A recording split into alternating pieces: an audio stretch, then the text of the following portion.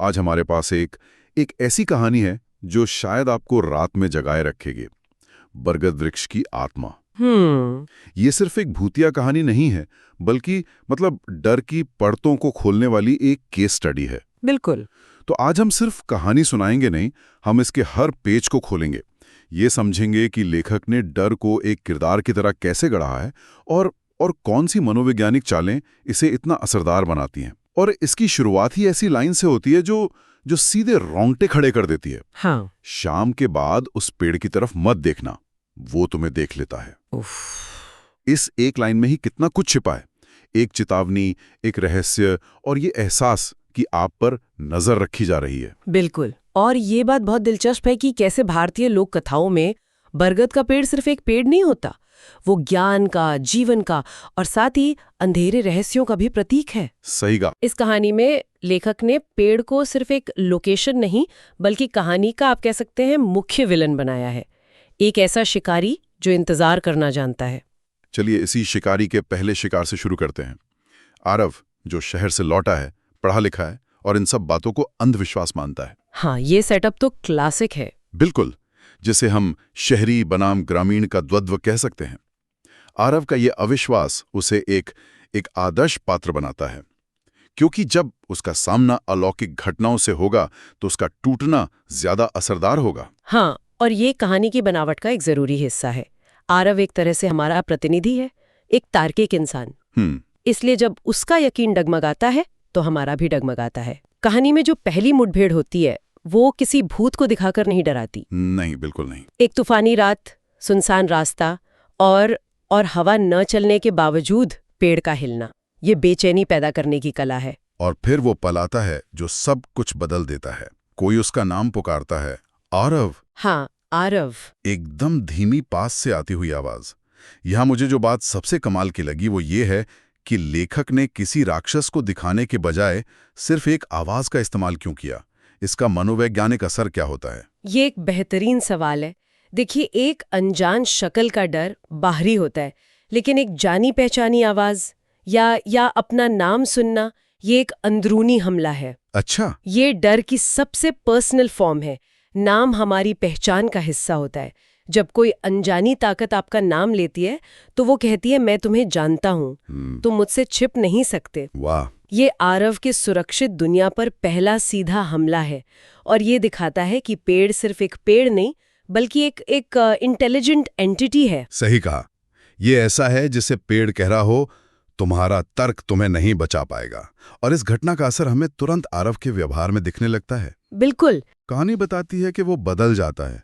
उसकी आंखें हर वक्त उस पेड़ की तरफ खिंची रहती हैं। ये सिर्फ डर नहीं है, ये एक तरह का आकर्षण है, एक खिंचाव। और ये मनोवैज्ञानिक हमला यही नहीं रुकता। इसका असर हमें आरव के बदलते व्यवहार में भी दिखने लगता है, जो कहानी को एक व्यक्तिगत हॉरर से निकालकर बॉडी स्नैचर जैसी कहानी के क्षेत्र में ले जाता है। अब डर ये नहीं है कि आरव को कुछ दिख रहा है, डर ये है कि आरव खुद कुछ और बनता जा रहा है। मतलब पेड़ अब उसके बाहर नहीं, उसके अंदर अपनी जगह बना रहा है। बिल्कुल। और यही से कहानी और भी गहरी और परेशान करने वाली हो जाती है। जब आरव अपनी दोस्त मीरा को बताता है कि उसे पेड़ से आवाजें आती हैं, और ये कोई अनजानी आवाजें नहीं हैं, बल्कि उन लोगों की हैं जो सालों पहले मर चुके थे, जिनमें उसकी अपनी दादी भी शामिल है। यह एक बहुत ही क्रूअल साइकोलॉजिकल टूल है। बिल्कुल। यहाँ पर हम कहानी के सबसे गहरे विषय पर पहुंचते हैं, भरोसे का हथियार के तौर पर इस्तेमाल। सही। भारतीय समाज में और खासकर गांवों में बड़े बुजुर्गों और गुजर चुके प्रियजनों की आवाज वो सुरक्षा, प्यार और भरोसे का प्रतीक होती है। हाँ, बिल्कुल। जब पेड़ उसी आवाज को आरव को लुभाने के लिए इस्तेमाल करता है तो ये सिर्फ आरव पर नहीं, बल्कि हमारी सांस्कृतिक चेतना की नींव पर हमला करता है। ये डर की सबसे गहरी परत है, जहां प्यार और यादें ही जाल बन जाती हैं। बात कहानी को एक साधारण भूतिया कहानी से बहुत ऊपर ले जाती है। हाँ। अब ये पेड़ सिर्फ एक बुरी आत्मा नहीं है, बल्कि एक धोखेबाज शिकारी है जो अपने शिकार की कमजोरियों को जानता है। हाँ। और मीरा की प्रतिक्रिया से हमें पता चलता है कि ये पहली बार नहीं हो रहा है। हाँ, मीरा की याद कहानी में बहुत जरूरी परत जोड़ती है। सालों पहले उसी पेड़ से लटकी मिली एक अनजान औरत की कहानी। नहीं। ये सिर्फ एक बैक स्टोरी नहीं है, नहीं। ये फोरशैडोइंग है, एक पैटर्न है। इससे हमें पता चलता है कि पेड़ का एक मोडस ऑपरेंडी है, एक काम करने का तरीका। अच्छा। वो आवाज देकर बुलाता है और जो जाता है वो लौटता नहीं। आरव का अनुभव अब अकेला नहीं रह जाता, वो एक पुरानी खतरनाक परंपरा का हिस्सा बन जाता है। तो अब खतरा सिर्फ आरव के लिए नहीं है, बल्कि ये एक सामुदायिक खतरा है जिसका एक इतिहास है। और ये इतिहास कहानी के क्लाइमैक्स को और भी ज्यादा तनावपूर्ण बना देता है। एक और तूफानी रात और आरव घर से गायब है। गांव वाले जब उसे ढूंढते हुए पेड़ के पास पहुंचते हैं तो वो मंजर वाकई डरावना है। बहुत। आरव बारिश में भीगा हुआ पेड़ से ऐसी बातें कर रहा है जैसे वो किसी अपने से बात कर रहा हो, और फिर वो धीरे धीरे एक जड़ की तरफ बढ़ता है जो फंदे की तरह लटक रही थी। उफ। यहाँ एक सवाल उठता है, जब गांव वाले आरव को खींच रहे होते हैं तो ऐसा लगता है जैसे पेड़ भी उसे खींच रहा है। क्या ये सचमुच एक शारीरिक लड़ाई है, या ये अब भी आरव के दिमाग का वहम हो सकता है? मतलब वहम इतना मजबूत हो गया हो कि शारीरिक रूप से महसूस हो रहा हो। ये एक बेहतरीन सवाल है और कहानी जानबूझकर इसे अस्पष्ट रखती है। यही इसकी खूबी है। अच्छा। अगर ये शारीरिक है तो पेड़ एक दैत्य है, एक मॉन्स्टर। लेकिन अगर ये मनोवैज्ञानिक है तो कहानी और भी ज्यादा डरावनी हो जाती है। कैसे? ये दिखाती है कि डर और विश्वास हमारे शरीर पर कैसे कब्जा कर सकते हैं।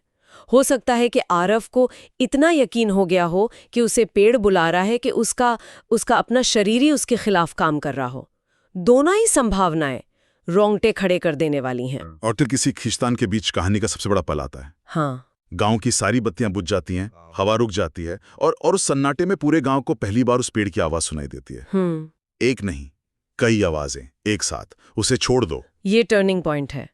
अब तक ये आरव की कहानी थी, उसका संघर्ष था, लेकिन इस एक पल में वो अलौकिक घटना पूरे समुदाय की सच्चाई बन जाती है। सही बात है। गांव वालों का जो डर अब तक एक किंवदंती था, अब वो एक साझा अनुभव है, एक अनडिनाइबल ट्रूथ। अब इससे कोई मुंह नहीं मोड़ सकता। डर अब व्यक्तिगत नहीं, सामूहिक हो गया है। किसी तरह लोग आरव को खींच कर ले जाते हैं, और जैसे ही वो छूटता है, पेड़ की जड़ें जोर से हिलकर शांत हो जाती हैं। ये दृश्य बहुत शक्तिशाली है, जैसे एक शिकारी ने गुस्से में अपना जबड़ा बंद कर लिया हो जब शिकार हाथ से निकल गया। बिल्कुल। अगली सुबह की घटना इस पूरी कहानी की भयावहता को और भी साफ कर देती है। आरव कांपते हुए बताता है, वो मेरी दादी नहीं थी, वो कुछ और था जो उसकी आवाज बनाकर मुझे बुला रहा था। और बस ये एक लाइन कहानी के पूरे रहस्य को खोल देती है। ये ताकीद करता है कि पेड़ की ताकत धोखे पर आधारित है। और ये लोक कथाओं का एक यूनिवर्सल एलिमेंट है। दुनिया भर की कहानियों में बुरी ताकतें अक्सर हमारे प्रियजनों का रूप लेती हैं। ये सबसे क्रूर मनोवैज्ञानिक चाल है, क्योंकि ये सीधे विश्वास पर हमला करती है। ये कहानी उसी पुराने डर को बहुत प्रभावी ढंग से एक नए भारतीय संदर्भ में पेश करती है। ये हमें बताती है कि सबसे बड़ा खतरा वो है जो भरोसे का नकाब पहनकर आता है। कहानी के अंत में गांव वाले वही करते हैं जो ऐसी स्थिति में कोई भी करेगा। पूजा पाठ, उस रास्ते को बंद कर देना, बच्चों को वहां जाने से रोकना। हाँ, एक तरह से वे उस बुराई के साथ जीने का एक तरीका ढूंढ लेते हैं। बिल्कुल। ऐसा लगता है कि समस्या को नियंत्रित कर लिया गया है। लगता है। लेकिन कहानी यहाँ खत्म नहीं होती, और असली डर तो आखिरी लाइनों में छिपा है। हाँ। आज भी कुछ रातों में जब हवा बिल्कुल खामोश होती है, तो खेतों के बीच से एक हल्की सी आवाज सुनाई देती है, आरव, अभी तुमसे काम बाकी है।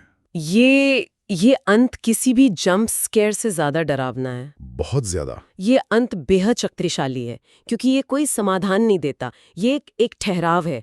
वो ताकत खत्म नहीं हुई है, उसे हराया नहीं गया, वो बस इंतजार कर रही है। एक दायमी खतरा। बिल्कुल। ये हमें सोचने पर मजबूर करता है कि उस बुराई के साथ कैसे जिया जाए जो आपके घर के पास ही मौजूद है, जो आपका नाम जानती है और जो सही मौके का इंतजार कर रही है। खतरा टला नहीं है, वो बस खामोश है, और ये खामोशी किसी भी चीख से ज्यादा डरावनी है।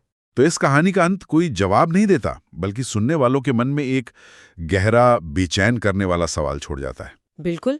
और वो सवाल शायद ये है, जब कोई शिकारी आपके घर, आपकी यादों और आपकी पहचान से इस तरह जुड़ा हो, तो क्या कोई सच में कभी बच सकता है?